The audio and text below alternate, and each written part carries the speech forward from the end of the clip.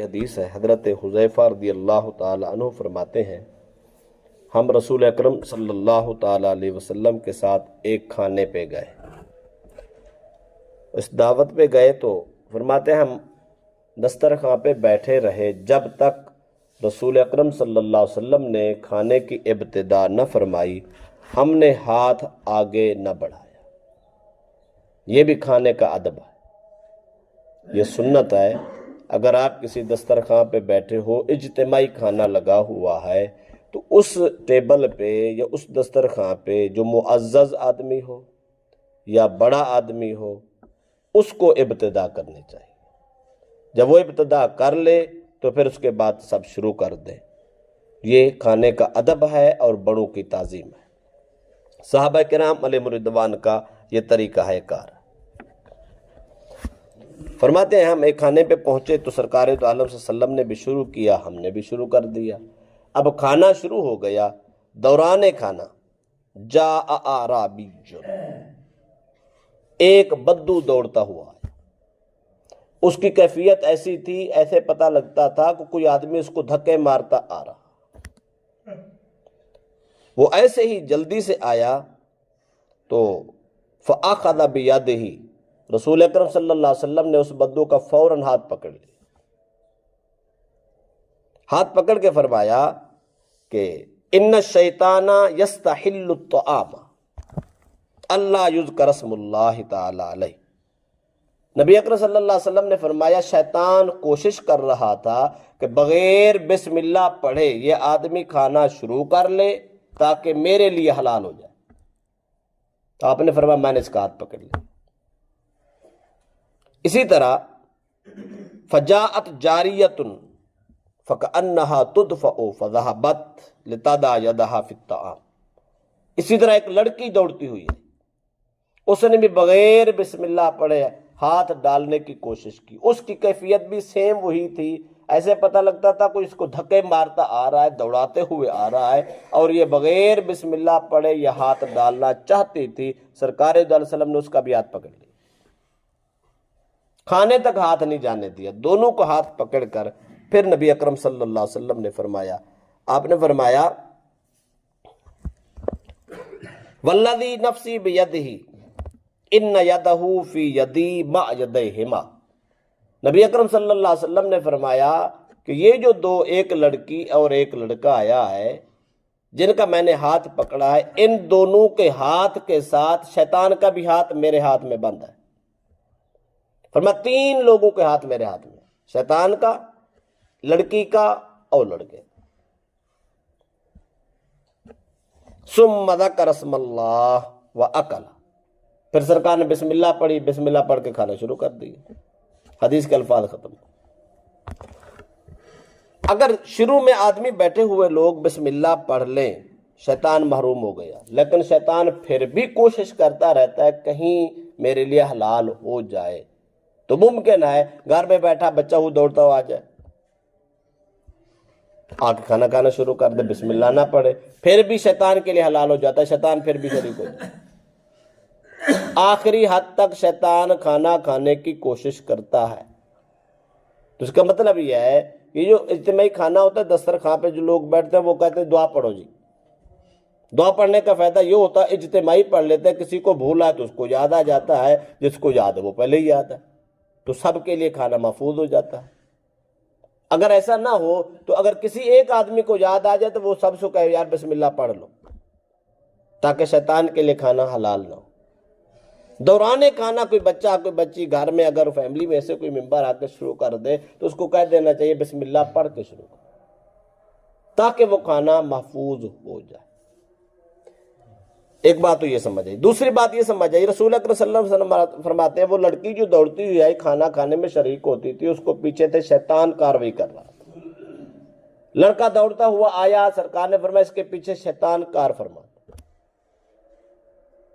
حالانکہ صحابہ کرام اور بھی بیٹھے تھے، کسی کو شیطان نظر نہیں آیا، کسی کو لڑکی نظر آئی، کسی کو لڑکا نظر آیا۔ پتہ دار کرنا صلی اللہ علیہ وسلم اس کے پیچھے وہ خفیہ طاقت جو عام لوگوں کو نظر نہیں آتی تھی، پیغمبر خدا کو وہ بھی نظر آ رہی۔ پھر شیطان اس لڑکی اور لڑکے میں ہی حلول کر چکا تھا، ان کے اندر اپنی طاقت کنورٹ کر رہا تھا۔ سرکار نے فرمایا ان دونوں کے ہاتھ جہاں میرے ہاتھ میں ہے، تیسرا ہاتھ شیطان کا بھی میرے ہاتھ میں۔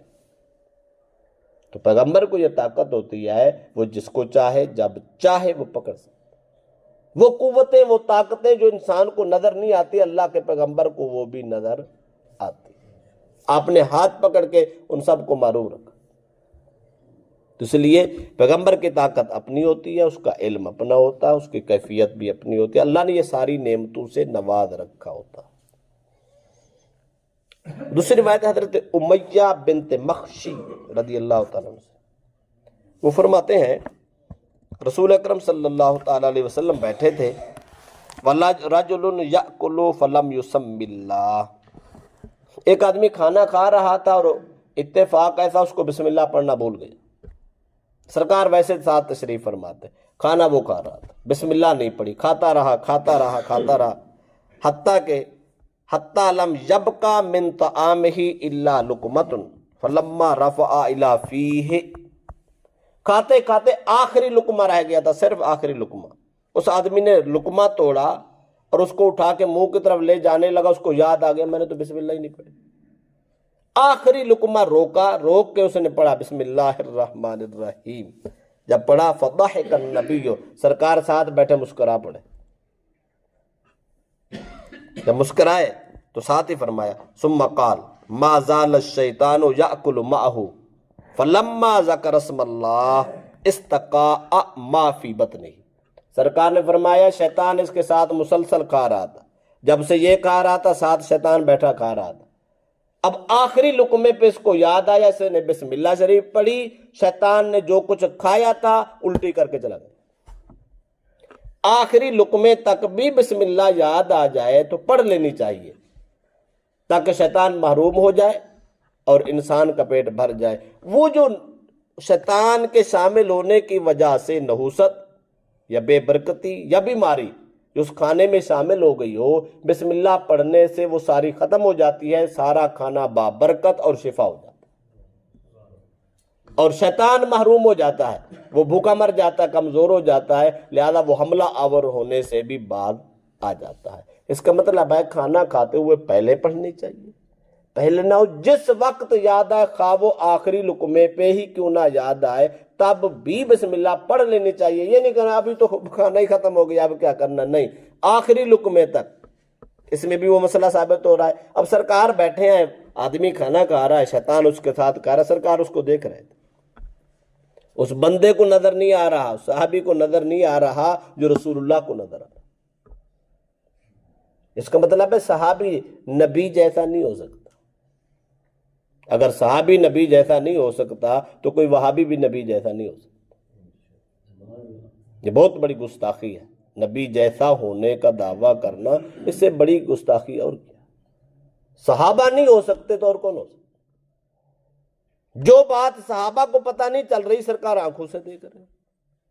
وہ بسم اللہ پڑھ چکے، شیطان بھاگ گیا الٹی کر کے، صحابی رسول کو پتہ نہیں چلا، کملی والے کو پتہ چلا کیا ہو رہا تھا، کیا ہوا ہے، شیطان کی حالت بد کیا ہے اور کیسے بھاگا۔ تو اس لیے یہ گمراہی ہے، بے ادبی ہے، توہین ہے، اور ایسا جملہ کہنا کلمہ کو مسلمان کو زیب ہی نہیں دیتا، ایمان کا تقاضا ہی نہیں ہے، ایمان تو اس کو قبول ہی نہیں کرتا، نہ جانے وہ کیا کہتے ہیں۔ تو ہم نے جو ادب پڑھا وہ یہ ہے، آخری لقمے تک بھی اگر آدمی کو یاد آ جائے تو اس کو کھاتے ہوئے آخری لقمے تک بھی بسم اللہ پڑھ لینی چاہیے تاکہ کھانے کی ساری برکتیں واپس حاصل ہو سکے۔ اللہ پاک